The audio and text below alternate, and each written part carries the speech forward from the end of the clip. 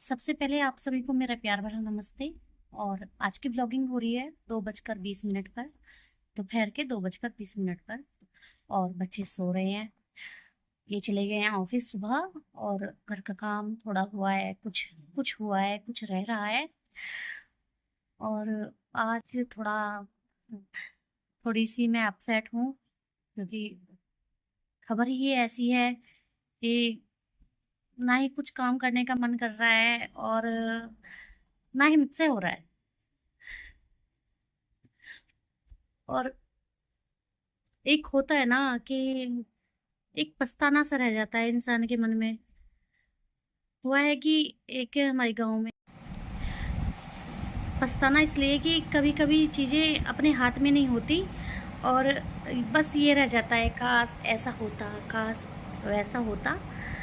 तो वही मेरे साथ हुआ कि काश मैं उनके पास 10-5 मिनट और बैठ जाती। हुआ ये कि हम गांव गए थे, तो एक भाभी थी।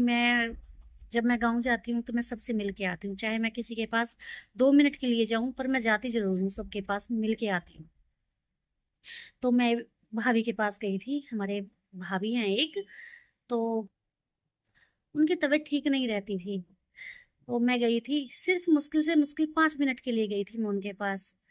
तो मुझे लग रहा था, उन्होंने कहा दीदी बैठ जाओ, थोड़ी सी देर और बैठ जाओ, पर मैं बैठी नहीं, मुझे कहीं जाना था, इस वजह से मैं उनके पास नहीं बैठी ज्यादा टाइम। पर उसी वजह से मेरा ऐसा हो रहा है, काश मैं 10-5 मिनट बैठ जाती उनके पास, तो आज मुझे ये पछताना ना होता। क्योंकि इंसान का कुछ नहीं पता रहता कि कब क्या होने वाला है, हमें क्या पता था। हमें ये था हम आएंगे फिर मिल लेंगे उनसे। पर अपने हाथ में कुछ नहीं होता। ये नहीं पता था कि अब उनसे कभी भी नहीं मिल सकते हम। वो रात खत्म हो गई, उनकी तबीयत ठीक नहीं थी, वो एडमिट थी। ऑल इंडिया में, दिल्ली में एडमिट थी। वो परसों आई थी यहाँ पर, उनकी बहुत ज्यादा तबीयत बिगड़ गई थी। वो अब नहीं रही। उनके छोटे छोटे बच्चे हैं, क्या होगा उन बच्चों का। बीमार थी, पर ये तो था कि हाँ बच्चों के पास माँ है। पर अपने हाथ में कुछ नहीं होता है। बताती रहती थी, लड़की है उनकी, शायद 11-12 साल की लड़की है।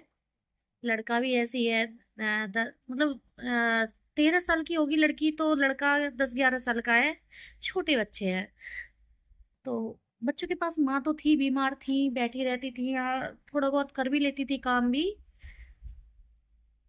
पर मन में ऐसा पछताना है कि काश मैं 10 मिनट और बैठ लेती उनके पास।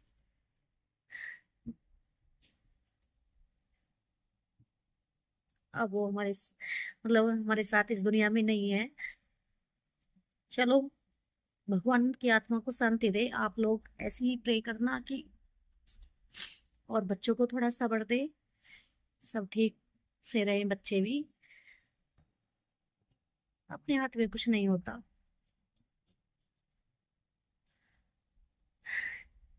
मुझे पता नहीं था कि वो हॉस्पिटल में एडमिट है, मुझे कल ही पता चला था, वो भी शाम को।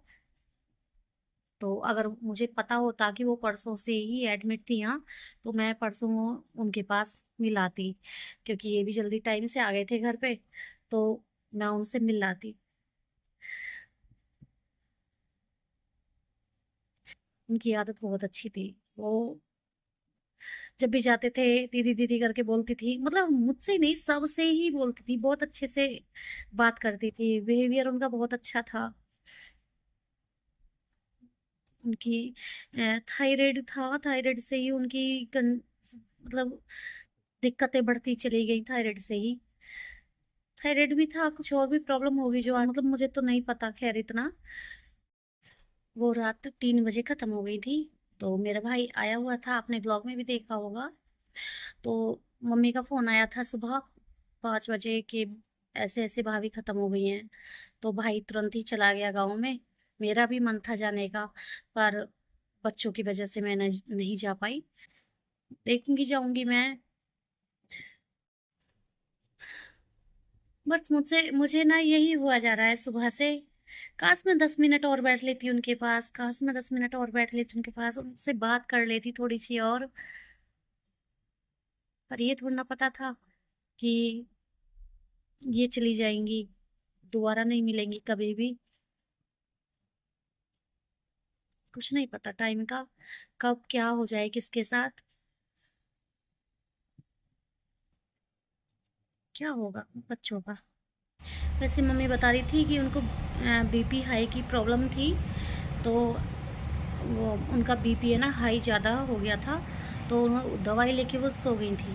तो सब ने, उनकी तो हो गई थी तबीयत ख़राब, पर सब सोच रहे थे कि बीपी हाई है, उन्होंने दवाई ली है तो उन्हें नींद आ गई है, वो सो गई हैं। पर फिर भैया ने सुबह को उन्हें बोला तो वो बोल नहीं रही थी, तो देखा तो उन्हें लेके गए फिर डॉक्टर के पास। फिर यहाँ पे दिल्ली में ना उन्हें एडमिट कर लिया। एडमिट करने के बाद ट्रीटमेंट चला। फिर मुझे लग रहा है 2 दिन रही थी वो यहाँ पर। फिर रात में वो एक्सपायर हो गई, खत्म हो गई।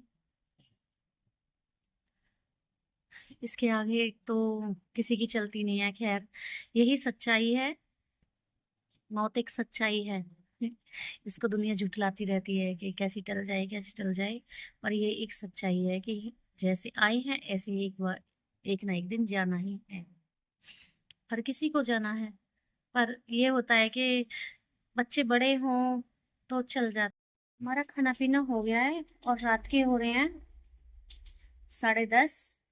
बच्चों को सुलाने की कोशिश करी जा रही है, सिया तो शायद सोने ही वाली है, और लगता नहीं है कि पावनी सो रही है अभी। हंस के दिखा रही है सोने वाली है। पावनी रही, ये रही सिया, और ये रही पावनी। बेटा सो जाओ, अब तो पावनी हो। अच्छे अच्छे बच्चे हो मेरे, जल्दी सो जाओगे, परेशान भी नहीं करते। हाँ। हम्म। हम्म।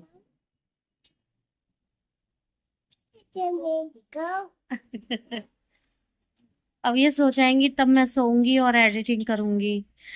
मुझे रोज ही 1 से 1:30, 1:30 से 2, मतलब 2 तक तो बज ही जाते हैं रात के। अभी तो इनका लग नहीं रहा है ये सोएंगी।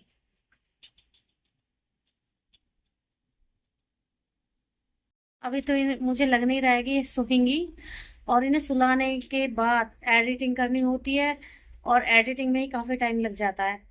मैं रोज ही 1-1:30 बजे सोती हूँ, और ज्यादा ही टाइम हो जाए तो कुछ कह नहीं सकती।